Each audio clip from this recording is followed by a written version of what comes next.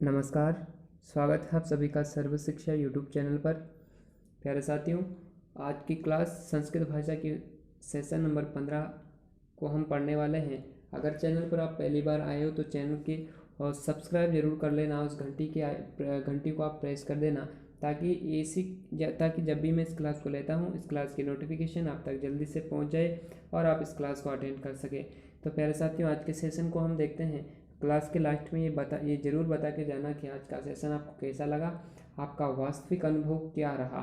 तो चलिएगा, आज के पहले प्रश्न से ही हम शुरुआत करते हैं। आज का पहला प्रश्न है प्यारे साथियों, महाभाष्यकार कौन है? पतंजलि, पाणिनि, भट्टोजी दीक्षित या फिर वररुचि। तो इसका सही आंसर कौन सा होगा, जल्दी से आप बता दीजिएगा। ऑप्शन नंबर पहला है पाणिनि, भट्टोजी दीक्षित या फिर वररुचि। तो इसका एकदम सही जो आंसर रहेगा प्यारे साथियों, महाभाष्यकार की अगर हम बात करें तो महाभाष्य कौन हो जाएंगे साथियों? पतंजलि, है ना। वर पाणिनि की बात हम करें तो साथियों इनको क्या कहते हैं? हम सूत्रकार कहते हैं। क्या कहते हैं? सूत्रकार हम इनको कहते हैं। भट्टोजी दीक्षित क्या नाम से क्या है? भट्टोजी दीक्षित को हम करें तो ये वृत्तिकार है ना। वृत्तियाँ जो लिखी है और वररुचि को हम वार्तिककार कहते हैं, है ना। ऑप्शन नंबर अपना जो है पहला सही हो जाएगा। चलते हैं अगले प्रश्न की ओर। अगला प्रश्न है प्यारे साथियों, पवित्रम पद का संधि विच्छेद होगा। ऑप्शन पहला है पव प्लस इत्रम, पु प्लस इत्रम, पो प्लस इत्रम या फिर पो प्लस इत्रम। तो जल्दी से इसका सही आंसर बता दीजिएगा। इसका सही आंसर कौन सा होगा? पो प्लस इत्रम इसका सही आंसर हो जाएगा। प्यारे साथियों, अगर हम इसकी संधि की बात करें तो इसमें कौन सी संधि हो जाएगी? अयादि संधि, है ना। अयादि संधि का आप सूत्र भी याद रख लेना। अचो आई वायाव कौन सा सूत्र है इसका? इसका सूत्र होता है अचो आई वायाव, है ना। तो सूत्र भी आपको याद रखते जाना है और अच्छे से इसको देखते चलना है। बहुत इंपॉर्टेंट प्रश्न है, परीक्षा में कई बार आ चुके हैं। इनमें से अधिकतर प्रश्न परीक्षा में आ चुके हैं। चलिएगा, आज का प्रश्न नंबर 3 हम देखते हैं। करण कारक में कौन सी विभक्ति होती है? ऑप्शन पहला है साथियों पंचमी विभक्ति, तृतीया विभक्ति, चतुर्थी विभक्ति या फिर सप्तमी विभक्ति। तो करण कारक में कौन सी विभक्ति होती है साथियों? देखिएगा, पंचमी विभक्ति या फिर तृतीया या फिर चतुर्थी या फिर सप्तमी विभक्ति। तो इसका सही जो आंसर है साथियों वो हो जाएगा ऑप्शन नंबर बी, तृतीया विभक्ति होती है करण कारक में, है ना। अगला प्रश्न की ओर हम चलते हैं। टी संज्ञा करने वाला सूत्र है। बहुत इंपॉर्टेंट प्रश्न है साथियों, इसको आप अपने नोटबुक में जरूर नोट कीजिएगा। अचो अंत्यादि, अदर्शनम या फिर उपरोक्त सभी। तो इसका सही आंसर कौन सा होगा? देखिएगा, अचो अंत्याद ये तो उपधा संज्ञा करने वाला सूत्र है। कौन सा सूत्र है साथियों? उपधा, है ना। और अचो अंत्यादि टी। अगर आपको ये समझ में नहीं आए तो प्यारे साथियों आप इस चैनल के प्लेलिस्ट में जाकर देख लीजिएगा। टी संज्ञा करने वाला मैंने पूरा डिटेल से पढ़ा रखा है, उसमें आपको बहुत अच्छे से मैंने आपको समझा रखा है और इसको प्ले में डिस्क्रिप्शन में इसका लिंक दे रखा है। उस लिंक पर जाकर आप इसको देख सकते हो और अच्छे से समझ सकते हो। तो ऑप्शन नंबर बी जो है अपना सही हो जाएगा, अचो अंत्यादि टी। अब टी संज्ञा क्या होती है, किन वर्णों की टी संज्ञा होती है, ये आप पूरी डिटेल के साथ पढ़ना चाहते हो तो मैंने डिस्क्रिप्शन में लिंक दे रखा है, उस लिंक को आप जाकर इस पूरी क्लास को अच्छे से समझ सकते हो। चलते हैं अगले प्रश्न की ओर। प्रश्न नंबर 5 है साथियों, लिट लकार का प्रयोग होता है वर्तमान काल, भूतकाल, भविष्यकाल या फिर पूर्ण भूतकाल। तो पूर्ण भूतकाल की तो संस्कृत में कोई बात होती नहीं है, तो ये तो हमेशा ऐसे ही गलत हो जाएगा। लिट लकार की हम बात करें तो इसका ऑप्शन नंबर जो है पहला सही हो जाएगा साथियों। भूतकाल की अगर हम बात करें पहला साथियों तो भूतकाल का को हम कहते हैं लंग लकार। भविष्य काल की हम बात करें तो इसका हो जाएगा ये इसका जो सही आंसर है वो है सी ऑप्शन, है ना। वर्तमान काल तो होता है लट लकार, ठीक है। तो इसका थोड़ा सा करेक्शन कर लीजिए, ऑप्शन नंबर सी इसका सही हो जाएगा। चलते हैं अगले प्रश्न की ओर साथियों। अगला प्रश्न है, लब धातु में कत्वा प्रत्यय का रूप होगा। जल्दी से इसका सही आंसर बता दीजिएगा साथियों। लब धातु है और कत्वा प्रत्यय का प्रयोग होता है, इससे क्या बनेगा? लत्वा, लब्ध्वा, लभध्वा या फिर लभित्वा।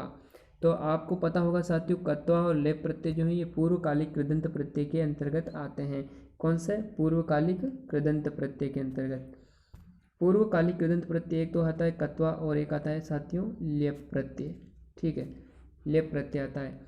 तो इससे जो बनेगा, जो वो शब्द बनेगा साथियों, वो बनेगा लब्धवा, है ना। बहुत इंपॉर्टेंट प्रत्यय है। प्रत्ययों की क्लास भी मैं जल्दी से शुरुआत करूँगा। उस पूरी क्लास को आप अटेंड करना है ताकि अच्छे से आपको प्रत्यय का कॉन्सेप्ट जो है क्लियर हो जाएगा। चलते हैं अगले प्रश्न की ओर। अगला प्रश्न है, चाहिए अर्थ में प्रयुक्त प्रत्यय है। ऑप्शन पहला है क्षत्रिय व सानच, कत्वा लेप, तव्यत्व अनियर, कत्व कत्वतु।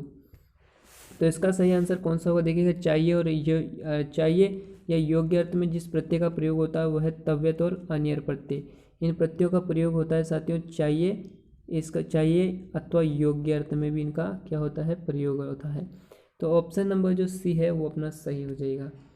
अगला प्रश्न है, मया पद किस विभक्ति व वचन का रूप है? अस्मत् तृतीया एक वचन, युष्मत् तृतीया एक वचन, अस्मत् द्वितीया एक बहुवचन, अस्मत् चतुर्थी एक वचन। तो इसका सही आंसर हो जाएगा साथियों कौन सा होगा? देखिएगा, अस्मत् में हम बात करें तो अहम माम मया मयम मत मम मई ये बनता है। तो ये तो अस्मत् का है, लेकिन कौन से वचन का है? तो ये साथियों अस्मत् तृतीया एक वचन का है। ऑप्शन नंबर जो पहला है वो सही हो जाएगा साथियों। इसको आप करेक्ट कर लीजिएगा। चलते हैं अगले प्रश्न की ओर।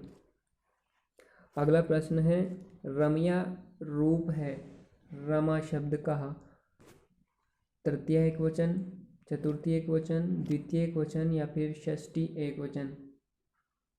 तो इसका जो सही आंसर हो जाएगा प्यारे साथियों वो हो जाएगा ऑप्शन नंबर पहला तृतीय एक वचन। अगर बात करें हम एक वचन में इसका रूप बनता है रमा, रमा, रमाम, और तृतीया में बनता है रमया, है ना। तो ऑप्शन नंबर पहला अपना सही हो जाएगा। अगला प्रश्न है साथियों, संस्कृत भाषा में उपसर्गों की संख्या कितनी होती है? ये भी बहुत इंपॉर्टेंट प्रश्न है प्यारे साथियों। अगर हम बात करें इसकी तो ऑप्शन नंबर पहला है 11, 22, 33 या फिर 44। तो ये एकदम फैक्चुअल क्वेश्चन है साथियों, इसको तो आप याद रख ही लेना है, शायद आपको याद होगा। ये बहुत सीधा प्रश्न भी है। ऑप्शन नंबर जो बी है वो अपना सही हो जाएगा। संस्कृत भाषा में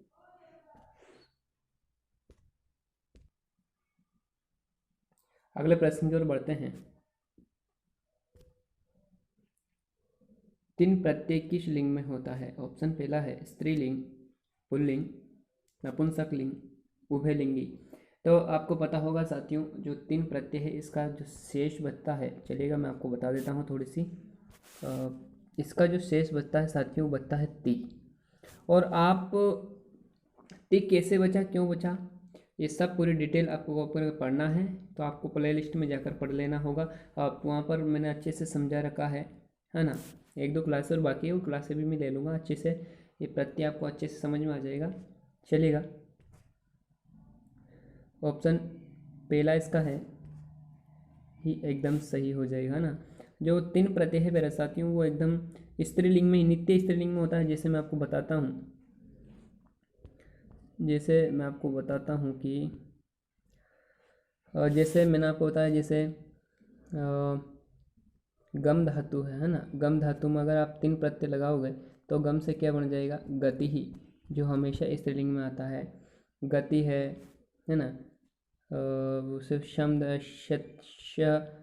शक्ति है ना। भू धातु में भूति बन जाएगा। इस प्रकार से जो है सभी स्त्रीलिंग प्रत्ययों के साथ तीन प्रत्यय जिन जिन धातुओं में लगता है वो हमेशा नित्य स्त्रीलिंग में ही होता है। अगला प्रश्न है, संस्कृत भाषा में वाच्य कितने प्रकार के होते हैं? ऑप्शन पहला है 5, 3, 4, 6।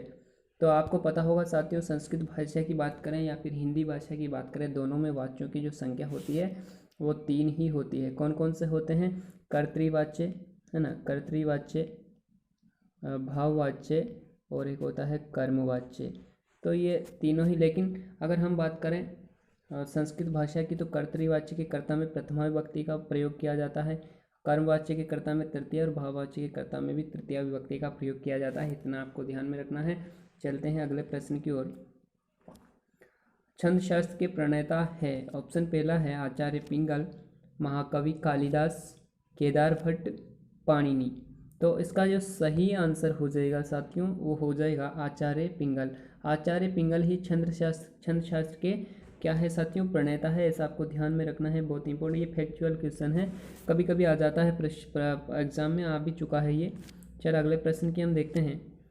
पारायण पद्धति का तात्पर्य है। प्यारे साथियों, पारायण जो पद्धति ये एक विधि है शिक्षण करवाने की, तो इसका अर्थ है सस्वर पठन, अर्थ ग्रहण करना, कई बार आवर्ती करना या फिर मौन पठन। तो इसका जो सही आंसर है पारायण का पद्धति का जो तात्पर्य होता है साथियों वो होता है कई बार आवर्ती करना। और मैं आपको बता दूं इसके साथ एक फैक्ट आपको ध्यान में रखना है, जो पारायण पद्धति या पद्धति का प्रयोग करता है उसको हम कहते हैं पारायणिक। क्या कहते हैं? पारायणिक। तो ये भी आपको ध्यान में रखना है, जो पारायण पद्धति से शिक्षण करवाता है या जो उसका जो प्रयोग करता है उसको हम क्या कहते हैं? पारायणिक कहते हैं। तो ये आपको ध्यान रखना है, इंपॉर्टेंट प्रश्न है। अगले प्रश्न की ओर हम बढ़ते हैं। प्रश्न है आज का इस सेशन का अंतिम प्रश्न, चतुर्थी विभक्ति होती है करण कारक में, कर्म कारक में, संप्रदान कारक में या फिर अपादान कारक में। तो इसका सही आंसर मुझे बता दीजिएगा जल्दी से, क्या हो जाएगा? इसका जो सही आंसर है साथियों वो हो जाएगा संप्रदान कारक में। देखिएगा, करण कारक में तृतीय विभक्ति का प्रयोग होता है, किस विभक्ति का साथियों? तृतीय विभक्ति का ना। और बात करें कर्म कारक में तो द्वितीय का हो गया, और संप्रदान में चतुर्थी विभक्ति का प्रयोग होता है। तो चलिएगा साथियों, ये थी आज की क्लास। आज की क्लास आपको कैसी लगी, आपका वास्तविक अनुभव क्या रहा, कमेंट बॉक्स के माध्यम से ज़रूर बताना। चैनल को सब्सक्राइब कर जाना और घंटी के आइकन को आप प्रेस कर देना अगर आपको ये क्लास पसंद आई है तो। ठीक है, आज की क्लास यहीं तक साथियों, बहुत बहुत धन्यवाद।